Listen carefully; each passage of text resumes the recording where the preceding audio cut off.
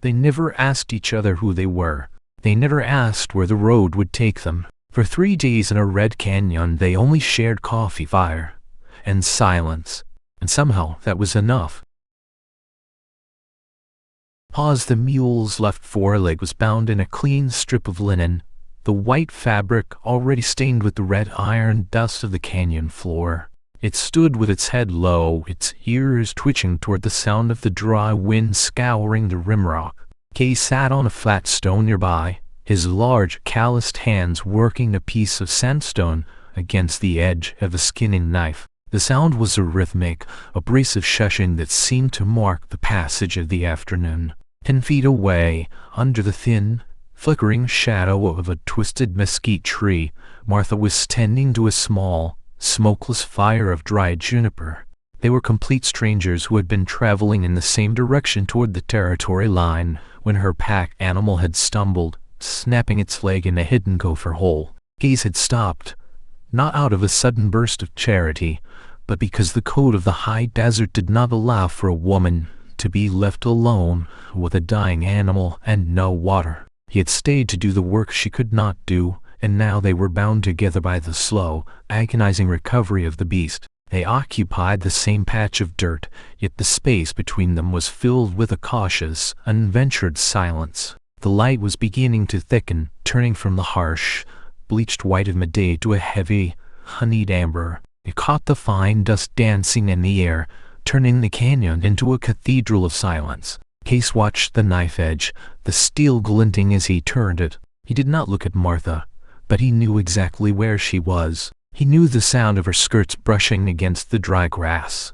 He knew the way she moved with a quiet, efficient economy, her hands practiced at the small labors of survival. He felt the weight of her presence like a physical pressure, a shared gravity that had altered the orbit of his day.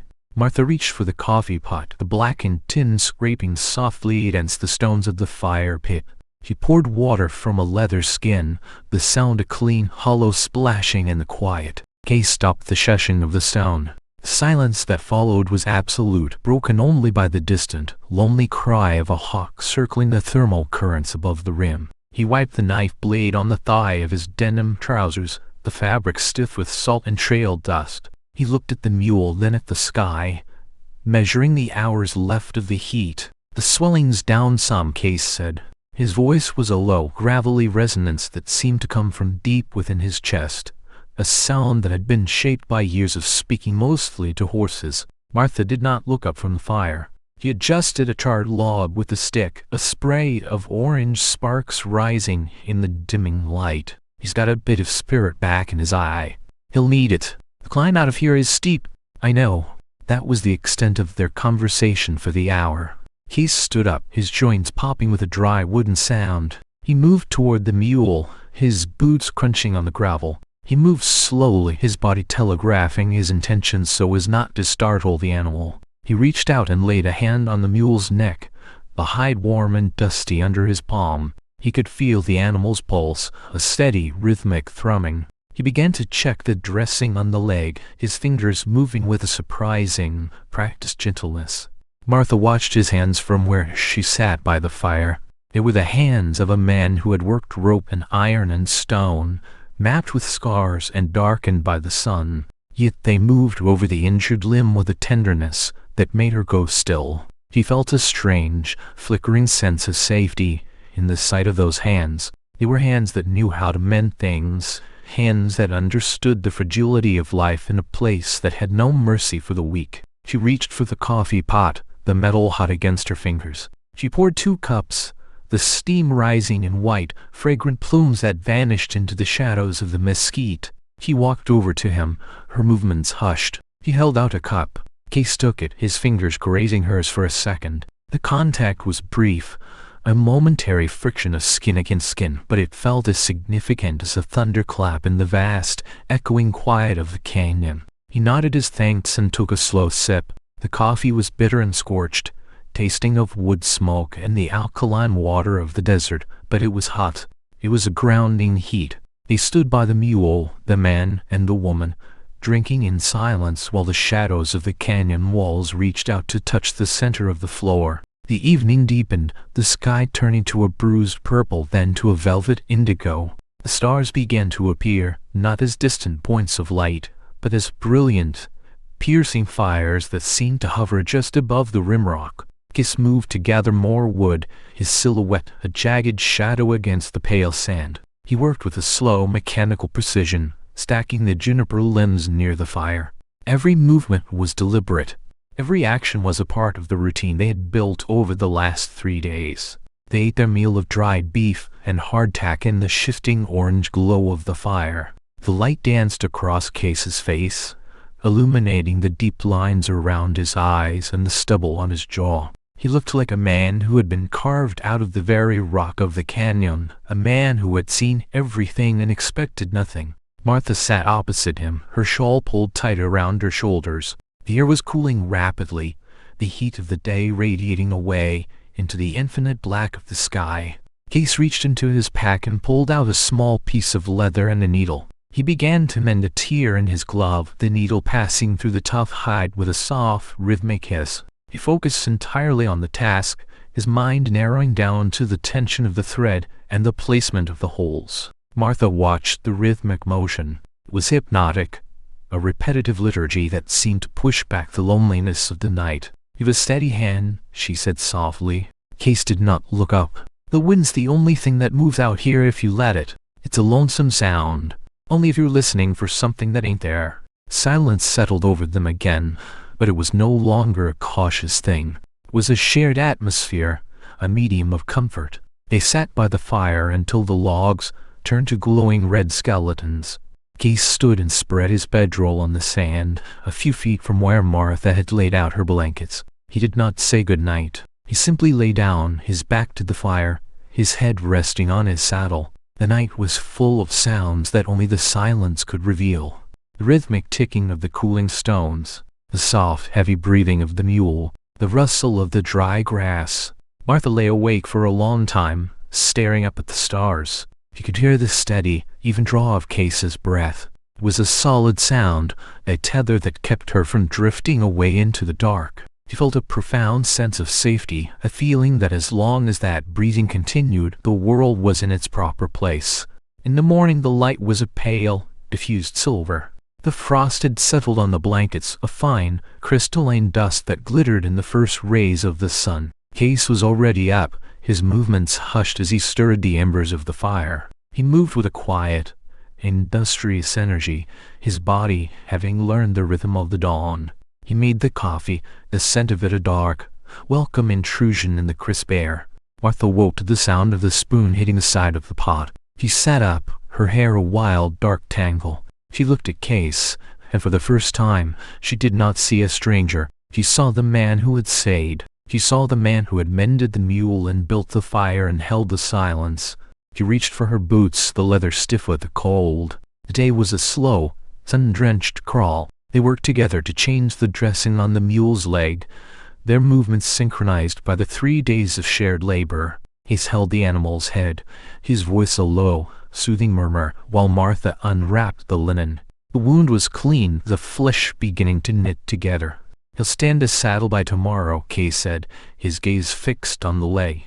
"You think so? He's got the mend in him now." They spent the afternoon in the shade of the mesquite, the heat a heavy, shimmering veil over the canyon. Case worked on his harness, his hands moving with a slow, hypnotic grace. Martha sat nearby, mending a tear in her hem. They did not talk. They did not need to. The silence was a conversation in itself, a shared understanding of the work and the heat and the waiting.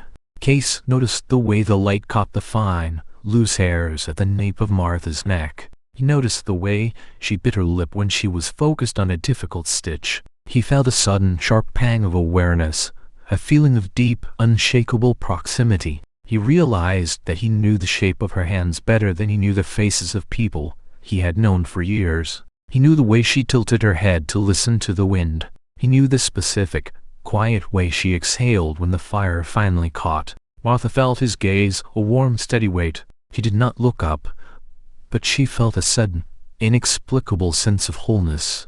The jagged edges of her own history seemed to be smoothing over, the friction of the desert and the silence of the man acting, like a whetstone on her soul. He felt a quiet, growing affection for the routine, the coffee, the fire, the mending, the shared space.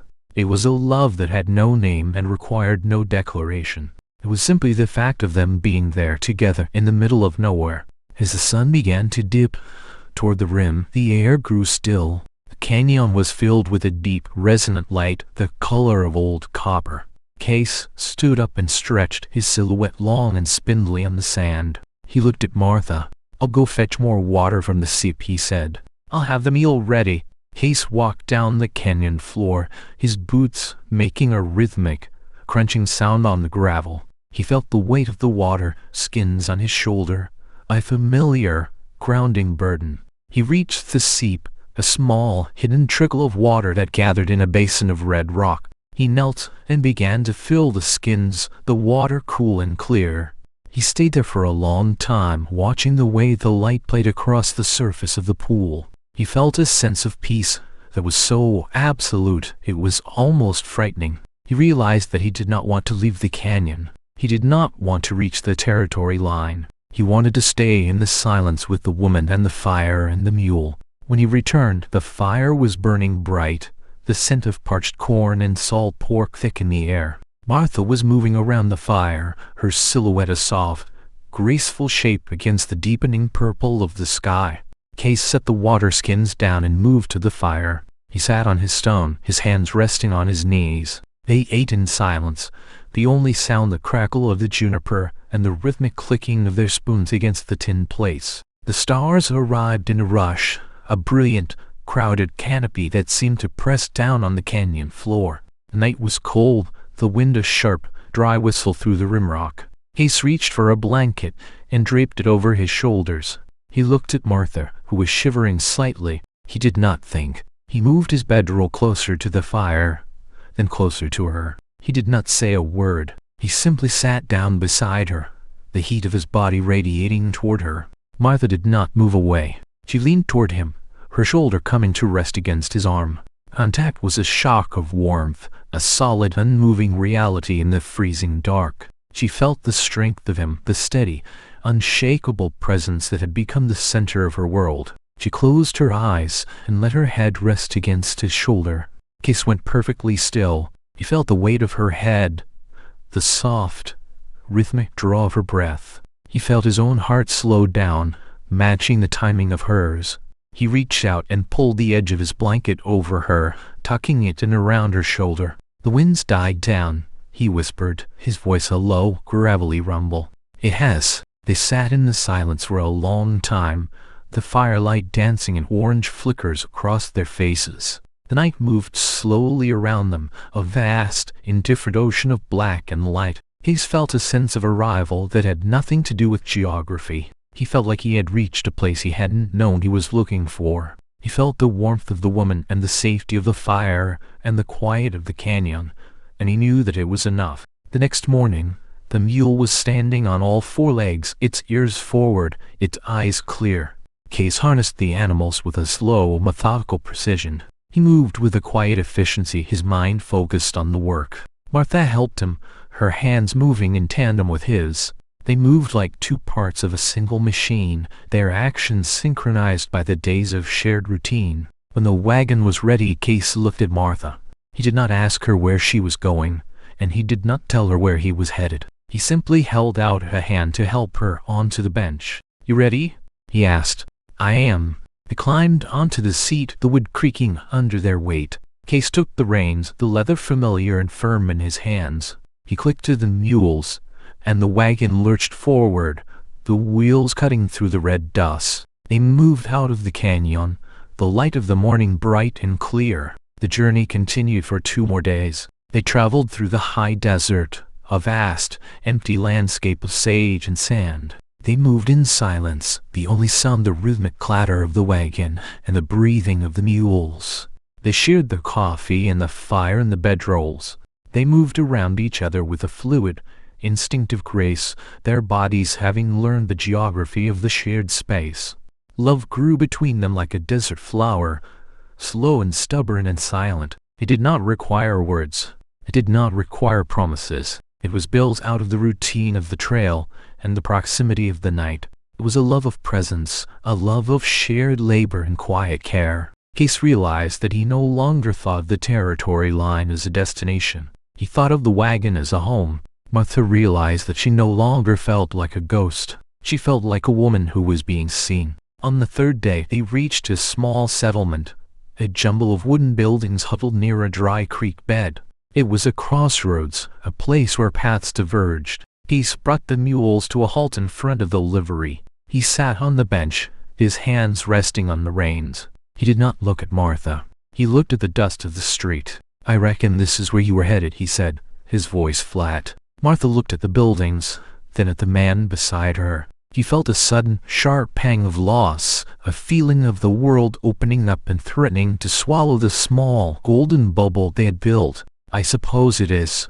Case did not move. He did not get down to help her with her bags. He sat on the bench, his shoulders hunched, his gaze fixed on the ears of the mules. He felt the silence of the street as a heavy, intrusive thing. He wanted to speak, but the words felt like stones in his throat. He wanted to tell her to stay, but he didn't know how to ask for anything. Martha reached out and laid a hand on his forearm. Her touch was light, but it felt like the most solid thing in the world. "The mule's still got a bit of a limp, Case," she said softly. Case looked at her hand, then at her face. He saw the quiet, steady light in her eyes. He saw the way she was looking at him not as a stranger who had helped her, but as the man she knew. "He does," Case said, his voice breaking slightly. "He'll need another week of easy travel before he can carry a full load. I'm in no particular hurry to get where I was going." Case felt the tension leave his body, the slow, deep unraveling of a knot he hadn't known was there. He reached over her and covered her hand with his palm broad and warm. "The road north follows the water for a while," he said. "It's easy going. I'd like to see the water." Case clicked to the mules, and the wagon moved forward, passing the livery and the settlement and the crossroads. They moved back out into the open country, the light of the afternoon turning the sage to a sea of silver. They traveled in silence, the only sound the rhythmic clatter of the wagon and the breathing of the mules. Evening arrived, soft and cool. They found a spot near a small, winding creek, the water clear and cold. Case unharnessed the mules and led them to the water, his movements slow and practiced. Martha built the fire, the scent of the juniper once again filling the air. They ate their meal by the creek, the sound of the water a soothing, melodic backdrop to the quiet. The stars appeared, one by one, until the sky was a brilliant, crowded canopy. The air was cold, the scent of wet earth and sage thickened the night. Case moved his bedroll near the fire, then sat down beside Martha. He reached out and pulled a heavy wool blanket over her shoulders, then wrapped his arm around her. Martha leaned her head against his shoulder, her hand reaching out to hold his wrists. They did not speak. They did not need to.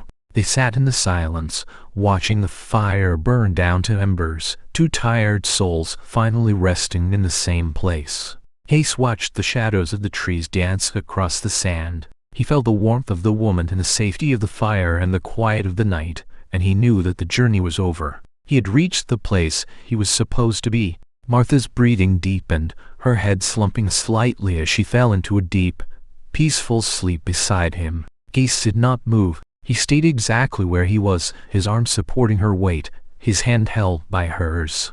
He watched the stars move across the sky, a slow and ancient procession. He felt the weight of the blanket and the warmth of the skin and the silence of the creek, and he was content. The fire gave one last, soft pop and settled into gray ash. The night deepened, the silence becoming absolute. Case leaned his head back against the wagon wheel and closed his eyes, his heart quiet, his mind at rest. He stayed. He did not leave. He simply was, in the quiet proximity of the woman he had found in the dark. The morning would bring the trail and the work and the sun, but for now, there was only the cold and the stars and the breathing of the two of them. It was enough. It was more than enough. Case stayed, and Martha slept, and the world was quiet. He stayed. He didn't move, and either commented on it. The night was long and peaceful. The creek flowed on. Stars burned bright, and they were not alone. Case reached down and gently adjusted the blanket over her shoulder, his hand lingering for a moment against her hair. He didn't speak. He didn't have to.